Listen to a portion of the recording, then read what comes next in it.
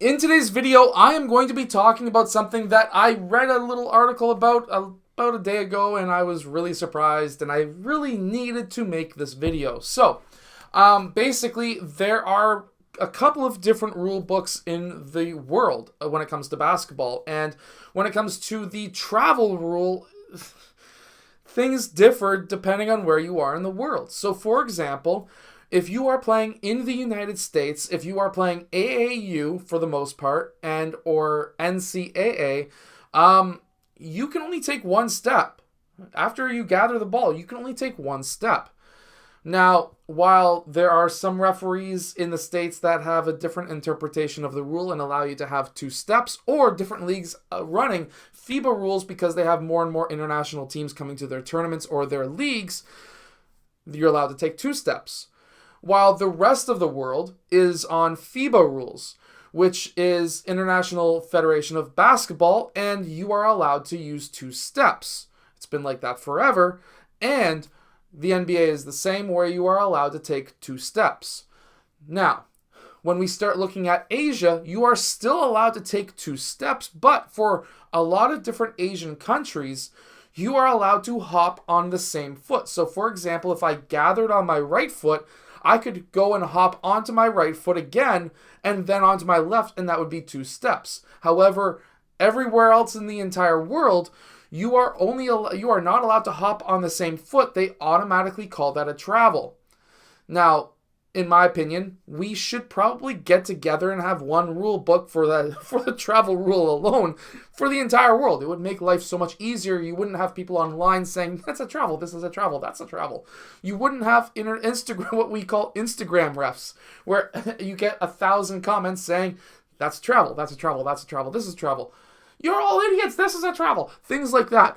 You wouldn't get that as much. So, and then maybe having clearer understanding of the rules when it comes to gathering the ball versus dribbling the ball, taking three steps while it's still being dribbled, and then gathering the ball on one step because you were in the air when you gathered it, so now that's a 0 step, and then taking two steps. Altogether, you just took 6 steps with one dribble, and to a lot of people who may not have the trained eye or understanding as to when the gather occurs versus the two steps, they're going to call that a travel. So, under having maybe clearer rules instead of having a 80-page rule book, maybe shortening it to maybe 20 pages. That's my suggestion. But there is a rule. There is a big group of referees apparently in the United States who want to switch over to FIBA rules. Now, is this a good thing or a bad thing? Well, if AAU basketball switches over to FIBA rules. Let's say, it's not going to happen anytime soon, but let's say in 4 or 5 years they switch over to FIBA rules versus the NFHS rules they currently run. If this was to happen, then when those players, because a large portion of NCAA players come from the AAU circuits, when they move up to the NCAA, what you're going to find is there are going to be a lot more travel calls. So if the AAU switches, NCAA has to switch as well, because people are going to be going into it saying, well, this isn't a travel anywhere else in the entire world. Why is it a travel here? And then you're going to start having more and more arguments with the referees. You're going to have more and more disagreements with the league, and the NCAA is already having a massive exodus of talent.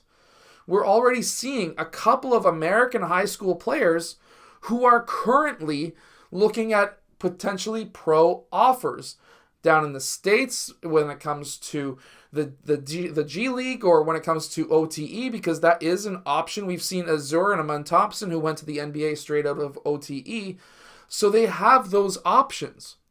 There's also a couple of players who I've seen in the NBA drafts. They're usually second round, where you hear them saying, "Oh, they've forgone the NCAA route and they went to Europe or they went to Australia." There's options. So, especially when it comes to the NCAA, where now they're allowing this transfer portal, and there's fewer and fewer high school players going into NCAA because these Division I coaches are pulling players from from NAIA, D3, D2, and they're getting pulled up into D1 because they would rather have a proven player who has played at that level, who is already 2 or 3 years older than a high school player who has all that extra muscle, strength, and speed, versus a high school player coming in.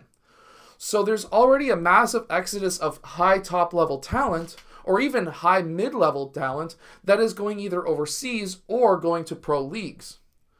So if they don't change the rules, if AAU doesn't change the rules, then there's going to be an even massive, more bigger exodus than there already is. This is my own opinions, however. You may have a different opinion on this. So will the AAU league or governing bodies switch over from NFHS rules to FIBA rules? I personally highly doubt it. I know there's these groups that are saying that it should happen. However, coming from Canada, that's where I'm from. We run FIBA rules up here. And I've explained this in the comment section when people say it's a travel when certain players are taking 2 steps or whatever in my highlights.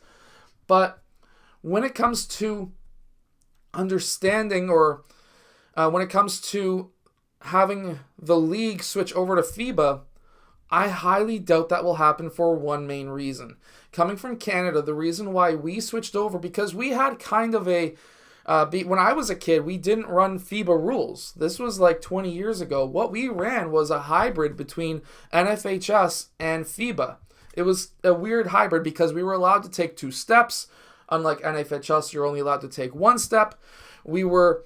but then they changed, they had this change when I was in high school where the Euro step started becoming really popular, and they said, okay, well, you're allowed to take 2 steps still, but if you change your direction on the 2 steps, you know, in the Euro step you go right then left. If you change your direction, it's a travel. If you're going straight, it's no longer a travel. So they tried these things. They tried them for about 2 or 3 years. I went from like when I was in grade 11, 12, and then when I went to college.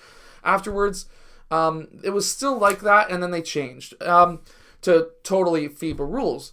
We were allowed to call timeouts when at any point a player could be dribbling up the court. He could call timeout, right?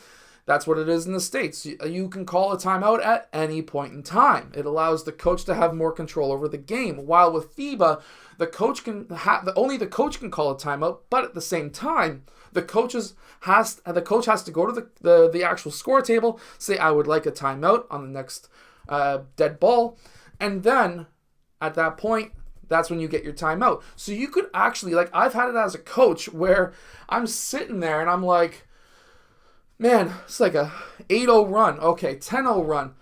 Can somebody please foul? Like, can we please stop the clock? I've been calling a timeout forever.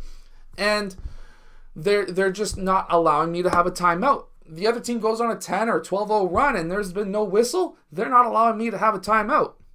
Even though we're allowed to call a timeout after we get a made basket, sometimes some referees don't allow that.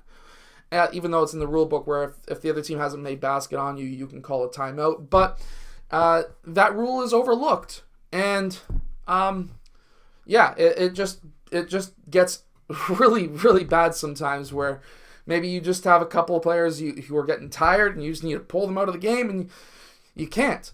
So that's why that part of the NFHS rules are really good. But with FIBA, they try to take the power of the coach out of the game. They also try the FIBA rules. The reason why I also think that it will not happen is because a lot of the rules in the FIBA book were created, and we know this as Canadians, to basically take away the power of the type of American players who they see at the international competition level. For example, the overly strong players like LeBron, the overly strong players like Shaq, players like that. FIBA developed rules, small little things with the rule book where it basically cut down on the ability of the coaches, but also cut down on the ability of some of the more stronger, more physical players. So these are the reasons why I don't think the AAU will ever switch over to FIBA. However, it is still a possibility, and it's interesting to see what the conversation would be like. So comment down below what your thoughts are on this. I'll see you guys again in my next video.